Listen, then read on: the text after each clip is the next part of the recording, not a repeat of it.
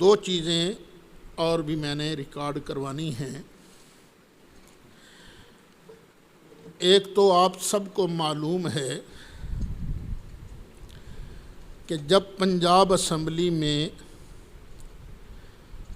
صحابہ کرام اور اہل بیت اطہار کی عظمتوں کے دفاع کا بل پیش ہوا، جس میں کہا گیا تھا کہ صحابہ کرام اور اہل بیت کی توہین کرنے والے کو یہ سزا دی جائے گی، تو ظاہر ہے جن لوگوں کا مذہب ہی یہ ہے صحابہ کو گالیاں دینا ہے، تبرہ، یہ ان کا پہلا جز ہے نا، ان لوگوں کو بڑی آگ لگی۔ بل پیش کیا تھا مولانا معاویہ اعظم نے، تو اس کے بعد شیعہ حضرات نے پریس کانفرنس کی بڑی جارحانہ، ہم نے اس کا جواب دیا۔ بحمد اللہ ہمارے جواب کا جواب نہیں آیا جواب۔ صرف ایک بات کا ذکر کیا انہوں نے، لو جی اب یہ ہماری اذانیں بند کرانا چاہتے ہیں، کیونکہ میں نے کہا تھا نا تم عربی میں گالی دیتے ہو اصحاب ثلاثہ کو، یہ نبی حضرت علی مرتضیٰ کے بارے کہہ کہ اشہد ان امیر المؤمنین و امام المتقین و قاتل المشرکین علی ولی اللہ وصی رسول اللہ و خلیفتہ بلا فصل، یہ کہہ کر تم اذان میں ہمیں گالی دیتے ہو۔ تمہارا عقیدہ ہے، ٹھیک ہے، تم اپنے اندر رکھو، لیکن ہمیں تو نہ سناؤ نا یہ عقیدہ تمہارا۔ ہمیں تکلیف ہوتی ہے جب تم حضرت ابو بکر کو غاصب کہتے ہو، حضرت عمر کو غاصب کہتے ہو، حضرت عثمان کو غاصب کہتے ہو۔ یہ اذان کہنی ہے تو لاؤڈ سپیکر بند کر لیا کرو یہ کلمات کہتے وقت، اور یہ میرا مطالبہ بھی تک ہے۔ صرف اس کا انہوں نے جواب دیا، باقی کسی نے جواب نہیں دیا۔ پھر ایک خبیث ذاکر ہے جس نے مناظرہ کا چیلنج کر دیا تھا، کیا نام تھا، آصف رضا علوی۔ الحمدللہ دین کی خدمت کے لیے، عقیدہ کی خدمت کے لیے اپنی بساط کے مطابق، پورا تو نہیں ہو سکتا، اپنی بساط کے مطابق جامعہ امینیہ رضویہ خدمات سر انجام دے رہا ہے۔ تو میں نے اپنے ایک عزیز کو کہا چلو بیٹے اس کا دو جواب چیلنج قبول کرو، مناظرہ کریں گے ہم اس کے ساتھ۔ وہ چیلنج ہو گیا، پھر وہ بھاگ بھی گئے، جس پر شیعوں نے بھی خود کہا کہ تو ساڑھے نک وڑواتا ہے، آپ نے اس کو کہا۔ اب اس کا اثر کچھ اور لوگوں پر پڑا۔ شیعوں کا سندھ کے اندر ایک مناظر ہے عبداللہ جروار، اس نے چیلنج کیا کہ وہ کہتا ہے بریلوی تو حلوائی ہیں، ان کو کیا پتہ علم کا، ہاں بریلویوں سے دیوبندی کچھ اچھے ہیں اور دیوبندیوں سے اہل حدیث بہت اچھے ہیں۔ اس نے پھر ہمیں چیلنج کیا، باقاعدہ سکرین پر جامعہ امینیہ رضویہ کا نام بھی آ رہا تھا کہ خلافت کے عنوان پر میں منصوص من اللہ ثابت کروں گا۔ ہم نے اس کا چیلنج قبول کر لیا۔ ہم نے کہا جی ایک دلیل دو، آپ منصوص من اللہ مانتے ہو نا حضرت علی کو، ایک دلیل دو، ایک کہ اللہ تعالیٰ نے قرآن کریم میں کہا ہو ان علی خلیفۃ رسولی من بعدہ بلا فصل، ایک دلیل دو، ایک۔ بس اس کا مطالبہ کرنا تھا کہ جروار صاحب ابھی تک خاموش ہیں، کوئی ان کی طرف سے جواب نہیں آیا۔ پھر امریکہ کے اندر ایک آیت اللہ ڈاکٹر سخاوت حسین سندرالوی، ان کے دو کلپ آئے، ہم ہزاروں دلیلیں دیں گے لیکن محرم کڈ لو، سفر کر لو، کڈ لو تے ربیع الاول دے اخیر چان کے نا میں تواڈے کول آ جاؤں گا، ایتھے آ کے میں ہزاراں دلیلاں پیش کراں گا۔ تو میں نے کہا تھا بھئی 1000 دلیلیں تو چھوڑو نا، 999 معاف۔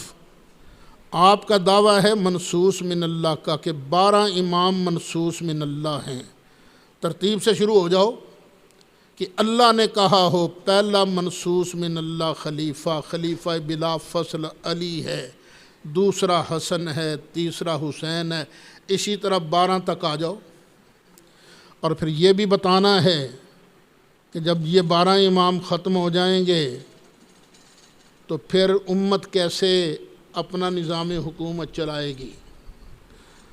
لو جی 3-4 دن ہو گئے ہیں، سندھاروی صاحب بھی خاموش ہیں، کوئی جواب نہیں ان کی طرف سے۔ ہم بھی نہیں چاہتے کہ شیعہ اور سنی گتھم گتھا ہوں پاکستان کے اندر۔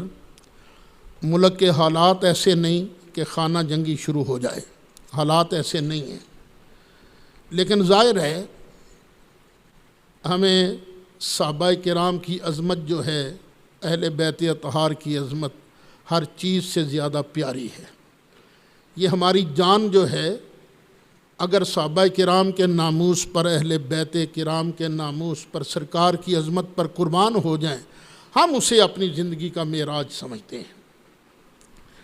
اگر وہ مناظرہ نہیں چاہتے تو ہم بات ختم کر دیتے ہیں، لیکن ساتھ تنبیہ کرتے ہیں، خبردار رہنا، اشارتاً کنایتاً حضرت ابو بکر صدیق کو، حضرت عمر فاروق کو، حضرت عثمان غنی کو، امہات المومنین بالخصوص سیدہ طیبہ طاہرہ حضرت عائشہ صدیقہ کو اور حضرت سیدنا امیر معاویہ کو بھونکنا نہیں ہے۔ اگر آپ نے ان کے خلاف بکواس کی تو پھر آپ کو ہمارے ساتھ مناظرہ کرنا ہوگا، پھر آپ کو ہم بھاگنے نہیں دیں گے۔